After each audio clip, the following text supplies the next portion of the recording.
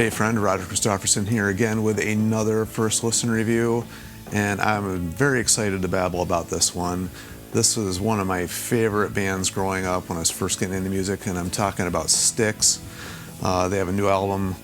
It's actually not going to be officially released, I guess, until July, but they have released the physical version of it ahead of time. I personally think this is kind of the way to do things as an artist.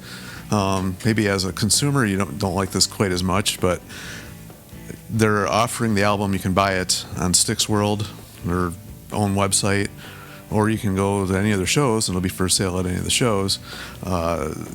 In contrast to what most bands nowadays do, they stream it on Spotify or whatever first, for months, and then you can go buy the album when it's released. To me, I think I don't know. I don't like Spotify or any of those for listening to music, first, because I think they sound different.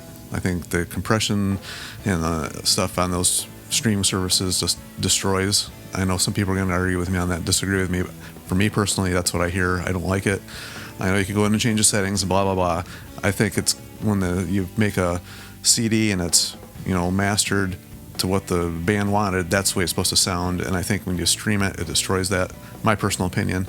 That's all this. Any of this is, by the way, it's just personal opinions. I get some people get really butthurt when I say anything they don't like. It's like, just take it easy, breathe. It's all just opinions. We're all allowed to have our own. Feel free to share yours, by the way, if you want to feel your, or share your opinion. On here, that's what this is all about. We're just chit-chatting about music. That's all it is. No need to get up in arms about anything here. Holy crap. But anyway, this is my personal opinion on that. So I think this is a cool way to do things. Release the physical album first, and then if you want to make it available for stream later on. I know the consumers like that because they want to listen to it here if they like it first. I get it. I bought some crap albums, which I wish I would have known ahead of time that they sucked. So anyway, that's just my little thing on that. As far as Styx goes, like I said, it's one of my favorite bands growing up. First album I ever got by them was Paradise Theater. Bought it. I don't remember why I got it. I think I heard Grand Illusion or something playing at one of my friend's houses. He had an older sister and she was listening to Styx, and I didn't know which album it was, and I just went out and bought one.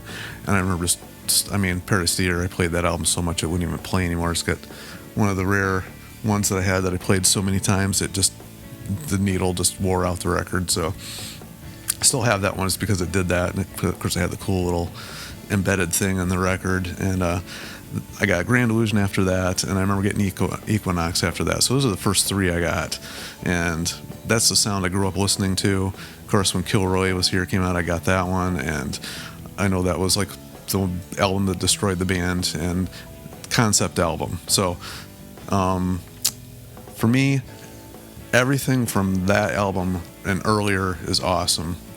From that point on, it was hit and miss for me. They had a version without Tommy, and of course now Dennis is in the band. There's some people that are no Dennis, no Styx.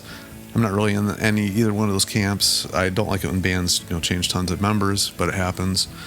Styx broke ties with Dennis a long time ago, so I've kind of gotten over that. I think it's 99 is when Lawrence Gowan joined the band, so it's been years that he's been with them at this point. And they've been making albums every now and then. I know people went nuts when The Mission came out because there's been quite a break in between. And I don't know, people love The Mission. I remember getting it and was extremely disappointed with that album. I really haven't gone back and listened to it. But when Crash the Crown came out, I actually really liked that album. So when I saw this was going to be released, I was kind of excited. I did watch, I try not to listen to the singles when they're released. Build and Destroy, when that came out here, I don't know, a couple weeks ago. I did go check it out. Didn't blow me away, I'll be honest, but I had high hopes for the rest of this album, just knowing what Crash the Crown sounded, because I really did like that album. The other thing that I heard, that was going to be on this was they got Chuck Panazzo playing bass. And they also have Terry Gowan playing bass on this, which is Lawrence Gowan's brother, I guess. And Will Ivankovich, I guess is how you pronounce that, is now an official member of the band, guitarist as well. And of course they got Todd Suckerman on drums. I think that's how you pronounce his name. Tommy and James as well. All these songs were written by Lawrence, Will, and Tommy. James has no writing in this whatsoever, which kind of stinks because he was like one of the main guys for writing for years and years and years. And unfortunately, I don't see any writing credits here at all for him. But they do let him sing one of the songs. I'll get to that here in just a sec. The other thing about this album, when I first listened to it, so I got the album, I got it ahead of time, obviously. It doesn't tell you who's playing bass on which album, on which song, so I'm guessing it doesn't tell you who's playing which solos. And that's one thing I was going to get to is like those early Styx albums had a very distinct guitar sound, obviously, keyboards as well. But the guitar sound itself, you knew which one was Tommy, you knew which one was James. On this, there's no that sound is gone. They've kind of lost that, and this is not a guitar-heavy album. If you know these guys well enough, you can kind of guess as to which one's playing the solos on which one, because they do have their own distinct style. But as far as the sound of the guitar itself, at first, and there's nothing really super amazing. I hate to say it, there's really nothing really amazing in the solos on this. They're good, but nothing really was like, oh yeah, that's like very distinct. Like you remember hearing, it's like that happens a lot with bands. I don't know what it is. Maybe we just are stuck in the past, or we just. I'm not opposed to hearing new stuff. I love hearing new stuff from the bands. I'm not one of these guys that lives in the past what the band sounds like. But when they completely lose the sound, sometimes it's a little, bums me out, I guess. The thing that's funny is the sounds, like sonically sounds the most like Styx, is the keyboards patches and stuff that Lawrence uses. Maybe not the songs themselves, but the sounds he uses are very Styx sounding. They tons of harmony on here. The only thing that I noticed as well is that Styx is obviously in the past has had huge harmonies on a lot of their songs. Very distinct backup vocal sound. I don't hear like anything from James in the background vocals on this. It's, Tommy's got a very distinct vocal mixed with James's vocal. That's always been there. In live, it's still there. The mix of those two together, especially when Dennis was in the band, yes, very distinct background vocal sound. But I don't hear that mix here at all. In fact, it's very clean sounding. Like some of these background vocals sound very cleanish to me. First listen through, I didn't really like this album very much. I was very disappointed in this one. I was like, what the heck? Couple listens through beyond that, it's starting to grow on me a little. Still, it's weird because this first song is kind of like nothing. It doesn't go into anything. It's kind of an introduction to the album. It's a concept album again. I thought it was about aliens at first, but I was totally wrong. It has to do with kind of like satellites floating around and what first starts as, and how technology mixes with nature, and I don't know. I didn't quite pick up the whole concept of the thing. It's got the lyrics with it if you want to read them. I usually do that. Didn't do it with this particular one because, quite honestly, I used to love concept albums. Some of my favorite albums in the world are concept albums, but I just don't care as much as I used to, I guess. I don't know. Just all about the music and the songs at this point. I don't want to sit around when I'm driving or chilling out at home listening to a story. I just want to enjoy the music. So that's just me. That's just a personal thing there. But as far as the songs go, some of my highlights of this, Michigan, I thought was actually pretty good. Build and Destroy was kind of cool, interesting thing going on there. Didn't seem to go anywhere. Unfortunately, it didn't build up to anything, I didn't think. Michigan had some cool parts of Tommy singing on that one. But that one's kind of disjointed. It kind of feels like kind of different parts were kind of forced together in that one, but still overall pretty good song. And that's where it kind of starts to rock a little bit. And King of Love's got the bone they throw James is that one. He didn't write anything, but they let him sing that one, although not the whole thing. It's Tommy and Lawrence doing, the main chorus part of the song. And then some of the, I guess It's Clear was okay. Forgive is probably the highlight of the album for me, even though it's a slower song. That one, really enjoyed that one. Probably the highlight for me. So, started out a little bit slow, gradually built up, and I got to Forgive, which is actually a slower song, but kind of like that one.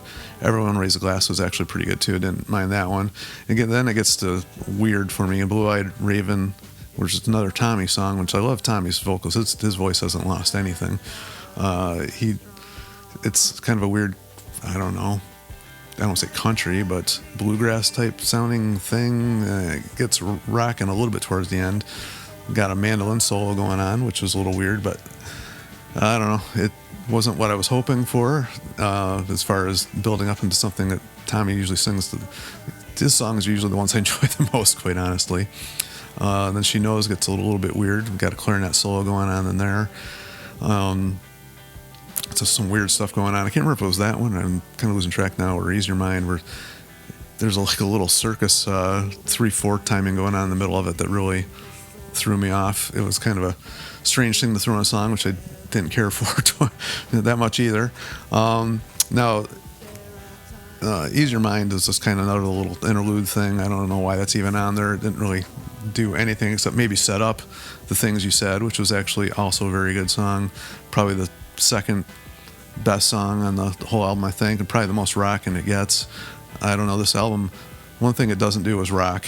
If you're looking for some heavy rockin' Styx, very guitar light. It's very vocal heavy, very keyboard heavy, and the song structures are kind of strange. There's nothing super catchy, really, as far as huge choruses go, like we're used to from Styx, at least, the Styx I love. Just not there. We Lost the Wheel Again. I think that's Will singing on this one. Like I said, nothing really says. Probably the weakest vocal on the whole album. Song was okay. And then it ends with a slow song, Only You Can Decide. Very good vocal from Tommy. Good song. Weird way to end the album. Just kind of just ends and blah, that's it. Weird. Just weird for me. I know it sounds like I'm ragging on him a little bit, but I was really hoping for more. And some people are actually loving this thing, so you may love this album if you like the new sound Styx has. If you like The Mission, you're probably going to like this. Crash to Crown is probably the strongest of the newest three, I think. This was okay. It didn't blow me away. I didn't hate it. If I'd heard this and never heard any Styx before, I would actually probably enjoy this album. But knowing the Styx that has been and could be, this kind of let me down a little bit. So anyway, that's gone on really long with this one, but I wanted to do it because I love Styx. I still love Styx. This isn't going to change that. Their live stuff, get a chance to see them live. Killer band, still plays good. Lawrence isn't my favorite singer in the world, but Dennis ain't coming back, so it is what it is at this point, and this is what we have.